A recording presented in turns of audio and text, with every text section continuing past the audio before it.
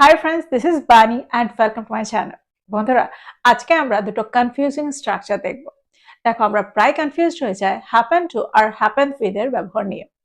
আমরা বুঝতে পারি না কোন ক্ষেত্রে আমরা হ্যাপেন টু কে ব্যবহার করব আর কখন আমরা হ্যাপেন উইথ এর ব্যবহার করব। আর আমরা বলার সময় যেমন ভুল বলি, লেখার ক্ষেত্রেও আমরা ভুল করে থাকি। তো আজকে আমরা এই দুটো স্ট্রাকচারকে খুব সঠিকভাবে জানবো।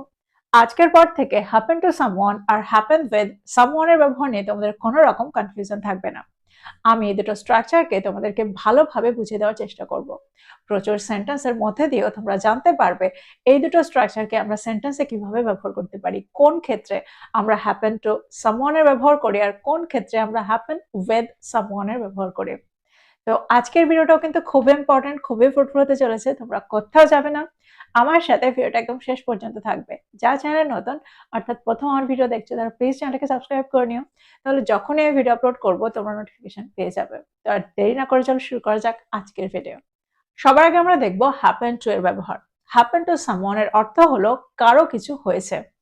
দ্যাট মিন্স আমরা এখানে অর্থ করব কোনো ব্যক্তি ভুক্তভোগী। That means the person experiences something that can be good or bad. That means আমরা অর্থ করব ব্যক্তিটির কিছু হয়েছে, ব্যক্তিটির কিছু ঘটেছে। The person must be affected. That means আমরা অর্থ করব ব্যক্তিটির কিছু হয়েছে বা ব্যক্তিটির কিছু ঘটেছে, অর্থাৎ the person is affected. তো happen to someone এর অর্থ হলো something occurs to a person. Sentence দেখো, সেন্টেন্স আমরা স্ট্রাকচারটাকে কি করে ব্যবহার করছি। যদি আমি বলি তোমার কি হয়েছে, হোয়াট হ্যাপেন টু ইউ। দেখো, আমরা যখন কাউকে দেখে দুঃখী বা খুব খুশি বা একটু পরিবর্তন বুঝি, তখন আমরা সেন্টেন্সে এই স্ট্রাকচারটা ব্যবহার করি, অর্থাৎ কারো কিছু হয়েছে, কারো মধ্যে কিছু চলছে। এরকম অর্থে আমরা হোয়াট হ্যাপেন টু ইউ, অর্থাৎ তোমার কি হয়েছে। যদি আমি বলি আমার কিছুই হয়নি, nothing happen to me, nothing happen to me, তার কিছুই হয়নি, নাথিং হ্যাপেন টু হার। একটা এক্সাম্পল দেখো, যদি আমি বলি তার খারাপ কিছু একটা হয়েছে, something bad happen to her, something bad happened to her বা something bad happened to him. দেখো, এখানে আমরা যখন জানতে পারি যে কারো কিছু হয়েছে খারাপ, অর্থাৎ সে কোনো একটা কারণে ভুগছে, তখন আমরা সেন্টেন্সে স্ট্রাকচারটা ব্যবহার করছি। একটা এক্সাম্পল দেখো, যদি আমি বলি আমার কিছু হলে আমার বাবা মাকে ডেকে নিও, if anything happens to me call my parents, if anything happens to me call my parents. দেখো, এই সেন্টেন্সটাতে আমি অর্থ করতে চাইছি যদি আমি কোনো কারণে এফেক্টেড হই তাহলে আমার বাবা মাকে ডেকে নিও, অর্থাৎ আমি যদি ভুগি, আমি যদি সাফার করি বা কোনো কারণে আমার যদি কিছু হয়, তাহলে আমার বাবা মাকে ডেকে নিও। তো এখানে আমরা হ্যাপেন টু এর ব্যবহার করব, if anything happens to me call my parents. একটা এক্সাম্পল দেখো, যদি আমি বলি একই ঘটনা আমার বন্ধুর সাথেও ঘটেছিল, দ্যাট মিন্স একই ঘটনার কারণে আমার বন্ধুও এফেক্টেড হয়েছিল। সেন্টেন্সটা কি হবে? The same thing happened to my friend, the same thing happened to my friend. কারো গলার আওয়াজ পরিবর্তন লাগলে আমরা প্রায় বলে থাকি তোমার গলার কি হয়েছে, অর্থাৎ তোমার আওয়াজের কি হয়েছে। What happened to your voice. কেউ যখন খুঁড়িয়ে খুঁড়িয়ে হাঁটে বা আমরা বুঝতে পারি তার পায়ে কিছু একটা হয়েছে, তখন আমরা বলে থাকি what happened to your leg, অর্থাৎ কি কারণে, কি হয়েছে তোমার পায়ে, কি কারণে তোমার পাটা এফেক্টেড হয়েছে। দেখো, আমরা শুধুমাত্র হ্যাপেন টু সামওয়ান এর ব্যবহারই করি না, আমরা হ্যাপেন টু সামথিং এর ব্যবহার করতে পারি, অর্থাৎ কোনো জিনিসের ক্ষেত্রেও আমরা হ্যাপেন টু এর ব্যবহার করতে পারি। ফর এক্সাম্পল, যদি আমি বলি আমার ল্যাপটপে কিছু একটা হয়েছে, something happened to my laptop, something happened to my laptop. That means কোনো কারণে আমার ল্যাপটপটা এফেক্টেড হয়েছে। তো এক্সাম্পলগুলোর মধ্যে দিয়ে আমার মনে হয় তোমরা বুঝতে পারছো হ্যাপেন টু এর ব্যবহারটা আমরা কখন করছি। এবার আমরা দেখবো হ্যাপেন উইথ এর ব্যবহার। দেখো, হ্যাপেন উইথ সামওয়ান এর ব্যবহার আমরা সেন্টেন্সে তখন করি যখন আমরা অর্থ করি কারোর সাথে কিছু ঘটেছে, কাউকে নিয়ে কিছু ঘটেছে, কাউকে জড়িয়ে কোনো ঘটনা ঘটেছে, অর্থাৎ সে সেই ঘটনার একটা অংশ, অর্থাৎ সে সেই ঘটনায় ইনভলভ। এরকম অর্থে আমরা সেন্টেন্সে হ্যাপেন উইথ সামওয়ান এর ব্যবহার করে থাকি। এক্সাম্পল দেখো, যদি আমি বলি রিনার কি হয়েছে, what happened to Rina, what happened to Rina. এবার যদি আমি বলি মিটিং এ রিনার সাথে কি হয়েছে, দ্যাট মিন্স মিটিং এ রিনাকে নিয়ে কি ঘটেছে। দেখো সেন্টেন্সে আমরা ঘটেছে বা ঘটেছিল একই ক্ষেত্রে আমরা happened with someone এর ব্যবহারই করে থাকি। সেন্টেন্সটা কি হবে? What happened with Rina at the meeting? What happened with Rina at the meeting? দেখো এখানে আমি অর্থ করছি তাকে জড়িয়ে কোনো কিছু ঘটেছে, তাকে নিয়ে কোনো কিছু ঘটেছে, কিন্তু এখানে ভুক্তভোগী হতেই হবে এরকমটা নয়। অর্থাৎ এখানে আমি অর্থ করছি ব্যক্তিটি ঘটনাটির অংশ, অর্থাৎ ব্যক্তিটিকে নিয়ে কোনো কিছু ঘটেছে, সে ভুক্তভোগী হতেও পারে, নাও হতে। That means she is involved in the situation. আরো সেন্টেন্স দেখো, যদি আমি বলি তাদের নিয়ে কিছু একটা ঘটছে, অর্থাৎ তাদেরকে জড়িয়ে কিছু একটা ঘটছে। Something is happening with them. Something is happening with them. দেখো এখানে আমরা টু এর ব্যবহার করব না। যদি টু এর ব্যবহার করতাম তাহলে আমরা অর্থ করতাম তাদের কিছু একটা হচ্ছে। দেখো স্ট্রাকচার দুটোকে খুব ভালো করে বোঝার চেষ্টা করো। যখন আমরা সেন্টেন্সে হ্যাপেন টু সামওয়ান এর ব্যবহার করছি বা হ্যাপেন টু সামথিং এর ব্যবহার করছি, তখন আমরা জোর দিচ্ছি যে সেই জিনিসটা বা সেই ব্যক্তিটা কতটা ভুক্তভোগী। That means happen to focuses on effect on the person. ওই ব্যক্তিটি কি ভুগছে, ওই ব্যক্তিটি কতটা ভুক্তভোগী। কিন্তু আমরা যখন হ্যাপেন উইথ এর ব্যবহার করব তখন আমরা জোর দেব সিচুয়েশনটার উপরে, পরিস্থিতিটার উপরে, ঘটনাটার উপরে।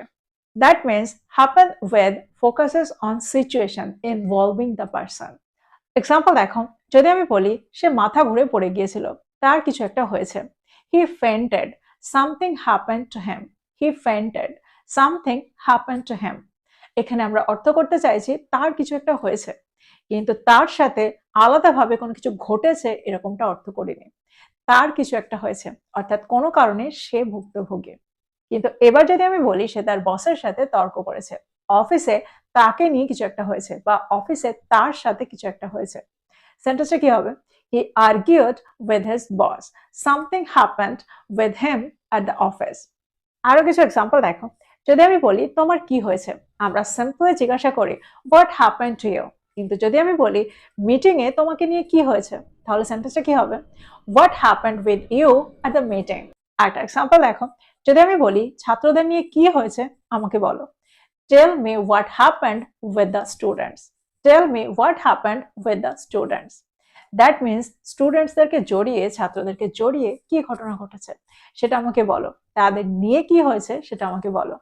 কিন্তু যদি আমি বলি ছাত্রদের কি হয়েছে, তখন আমরা সিম্পলি জিজ্ঞাসা করব what happened to the students. অর্থাৎ আমরা এখানে অর্থ করতে পারি তারা কেন এমন করছে বা তারা কেন এরকম আচরণ করছে, তাদের কি হয়েছে, এরকম অর্থে আমরা হ্যাপেন টু কে ব্যবহার করছি।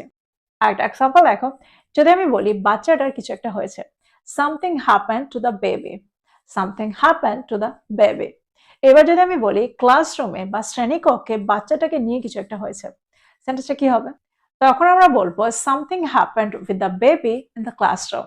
Something happened with the baby in the classroom. আর একটা এক্সাম্পল দেখো, যদি আমি বলি তোমার বন্ধুর কি হয়েছে, what happened to your friend. What happened to your friend. কিন্তু যদি আমি বলি মিটিং এ তোমার বন্ধুকে নিয়ে কি হয়েছে, দ্যাট মিনস তোমার বন্ধুকে জড়িয়ে মিটিং এ কি হয়েছে, কি ঘটেছে, সেন্টেন্সটা কি হবে? What happened with your friend at the meeting. What happened with your friend at the meeting. আর একটা এক্সাম্পল দেখো, যদি আমি বলি নিয়মগুলোর কিছু একটা হয়েছে, দ্যাট মিনস আমরা এখানে অর্থ করতে চাইছি নিয়মগুলো হয়তো পরিবর্তন হয়ে গেছে বা নিয়মগুলো হয়তো ঠিক করে মানা হচ্ছে না। সেন্টেন্সটা কি হবে? Something happened to the rules. Something happened to the rules. কিন্তু এবার যদি আমি বলি মিটিং এ নিয়মগুলোকে নিয়ে কিছু একটা ঘটেছে বা নিয়মগুলোকে নিয়ে কিছু একটা হয়েছে, অর্থাৎ এখানে আমরা হয়তো অর্থ করছি নিয়মগুলো হয়তো খুব কঠোর ছিল আর সেটা নিয়ে মিটিং এ হয়তো আলোচনা হয়েছে। আর এখানে আমরা উইথ এর ব্যবহার করব। সেন্টেন্সটা কি হবে? Something happened with the rules at the meeting. Something happened with the rules at the meeting. একটা এক্সাম্পল দেখো, যদি আমি বলি ছাত্রটার অদ্ভুত কিছু হয়েছে, something strange happened to the student. Something strange happened to the student. এবার যদি আমি বলি ছাত্রটাকে নিয়ে ক্লাসে অদ্ভুত কিছু একটা হয়েছে, অদ্ভুত কিছু একটা ঘটেছে, অর্থাৎ তাকে জড়িয়ে অদ্ভুত কিছু একটা ঘটেছে, something strange happened with the student in the class. Something strange happened with the student in the class. এখানে আরো একটা নিয়ম তোমরা মনে রাখতে পারো। দেখো আমরা হ্যাপেন টু এর ব্যবহার তখন করি যখন আমরা কারো ব্যাপারে কিছু শুনি, অর্থাৎ কোনো দুর্ঘটনায় কারো কিছু হয়েছে কিনা যখন জানতে চায়। What happen to him, what happen to হার। দেখো, যখন আমরা কারোর অসুস্থতা শুনি, অর্থাৎ কেউ অসুস্থ, তখন আমরা জিজ্ঞাসা করি what happen to her, what happen to him, বা হোয়াট হ্যাপেন টু ইউ, অর্থাৎ তোমার কি হয়েছে, তোমার কি ঘটেছে। যখন কেউ অবাক হয়ে যায়, তখন আমরা জিজ্ঞাসা করি তোমার কি হয়েছে, অর্থাৎ কেউ কেন এফেক্টেড, কারোর ভেতরে কেন কিছু চলছে, অর্থাৎ কারো কি হয়েছে, এটা জিজ্ঞাসা করতে আমরা হ্যাপেন টু এর ব্যবহার করি। কিন্তু হ্যাপেন উইথ এর ব্যবহার আমরা সেন্টেন্সে তখন করি যখন মিটিং এ কাউকে নিয়ে কিছু হয়েছে, বা কোনো আলোচনার মধ্যে কাউকে জড়িয়ে কোনো আলোচনা হয়েছে, বা কোনো অনুষ্ঠানে কারোর সাথে কিছু হয়েছে, কাউকে নিয়ে বা কাউকে জড়িয়ে কোনো তর্কাতর্কি হয়েছে, তখনই আমরা বলে থাকি হোয়াট হ্যাপেন্ড উইথ হিম, অর্থাৎ তাকে নিয়ে কি হয়েছে। তো এই ছিল হ্যাপেন টু আর হ্যাপেন উইথ এর মধ্যে পার্থক্য। আমার মনে হয় তোমরা এখন খুব ভালো করে বুঝতে পারলে এই দুটো স্ট্রাকচারকে কখন কোনটাকে ব্যবহার করতে হবে। অর্থাৎ এই দুটো স্ট্রাকচারের ব্যবহার নিয়ে আমার মনে হয় তোমরা আর কনফিউজড হবে না। তো প্রত্যেকটা পয়েন্টকে নোট ডাউন করো আর এগুলো দিয়ে প্রচুর সেন্টেন্স তৈরি করো, আর সেগুলোকে প্রতিদিন ব্যবহার করো। আর ভিডিওটা ভালো লাগলে লাইক করতে ভুলে যেও না, বন্ধুদেরকে শেয়ার করো যারা ইংরেজি শিখছে। So this is all about today. I will be back with another video. Till then, take care. Thank you for watching this video. Bye bye.